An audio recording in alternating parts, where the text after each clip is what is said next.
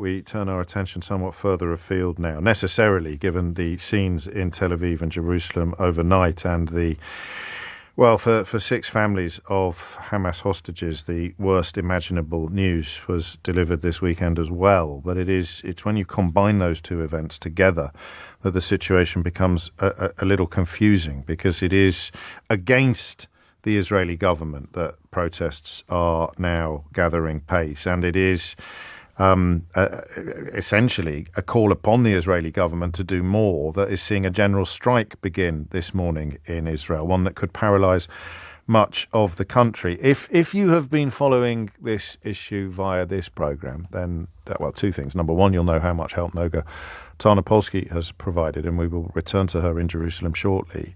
But you'll also know that there has been, once you got your head around the idea that Benjamin Netanyahu was prioritizing his own political survival over everything, up to and including the fate of the hostages, then a sort of grim inevitability creeps into events. Once you have accepted that, the tolerance, not just the tolerance, but the promotion of criminals and terrorists in his own cabinet as a proof of the prioritization of his own political survival over everything else in play, the hostages they're holding have no value to him. So what Netanyahu may perceive as showing his base that he's a tough guy and that he's tough against Hamas, it appears that a majority of Israelis perceive it as him choosing his own political survival, therefore winking at his base, instead of taking the brave and difficult decisions that a leader must take to save his own sequestered citizens. Israel really is kind of